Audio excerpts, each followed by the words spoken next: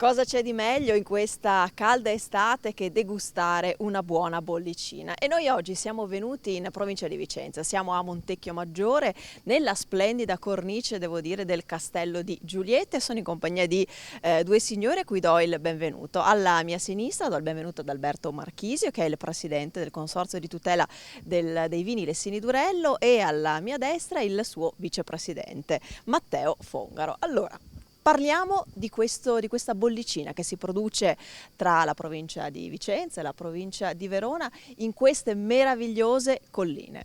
Allora, buongiorno a tutti.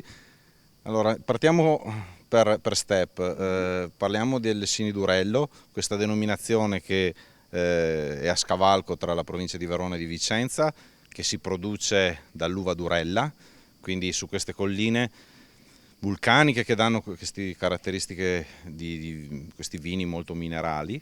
Qui produciamo 20 aziende, producono 800.000 bottiglie di questa bollicina ad alta vocazione spumantistica. Quindi un vino autoctono, e vogliamo capire quali sono le caratteristiche del Lessini Durello. Diciamo che le caratteristiche principali del Lessini Durello è proprio la freschezza, la pulizia e la sapidità che sa trasmettere, e il vantaggio, il valore aggiunto che noi abbiamo è appunto questa versatilità che riesce ad avere non solo come aperitivo ma anche tutto pasto, perché nel momento in cui un vino in generale, ma soprattutto uno spumante, ha la possibilità di poter sgrassare e pulire il palato, ti permette ovviamente di gustare sempre più quello che stai mangiando. Questo è d'aiuto di sicuro per riuscire ad avvicinare le persone che non conoscono questo vitigno e le persone che magari sono abituate a degli spumanti con altre caratteristiche.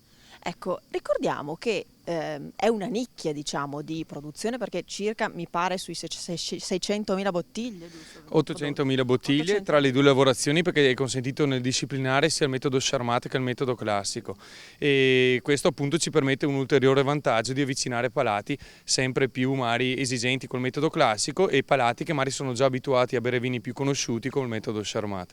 Ovviamente, come dicevo prima, l'unicità del nostro vitigno, quindi della Durella, ci permette di differenziarci rispetto agli altri, quindi il nostro spumante, che sia metodo Charmat o metodo classico, non è un doppione a nessun altro.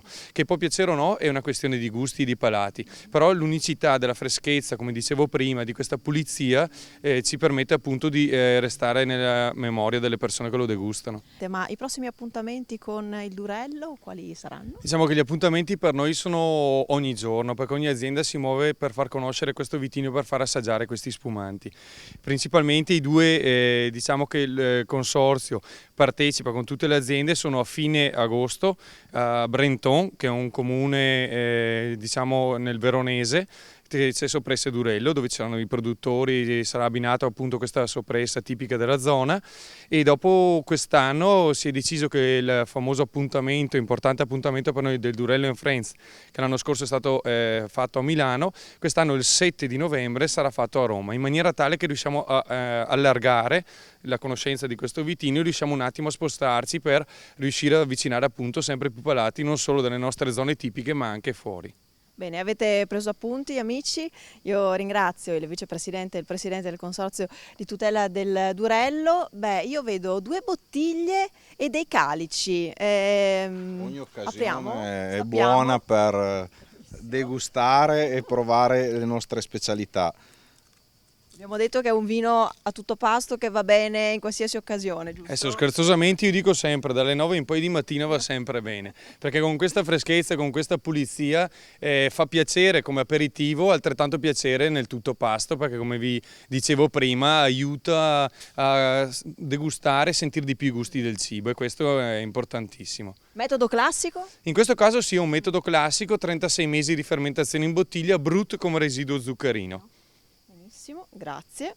Dopo dico sempre, la cosa importante è quella che il vino parli da solo, perché io posso raccontare quello che si vuole, ma se il vino non lo si beve non sarei credibile. Allora penso che nel fare Siamo dopo qui anche per questo. il brindisi è l'unico modo che abbiamo noi per testare la caratteristica. E emozionare, cercare di emozionare i nostri amici, perché noi abbiamo anche un altro compito, essendo una denominazione diciamo giovane, con molto entusiasmo.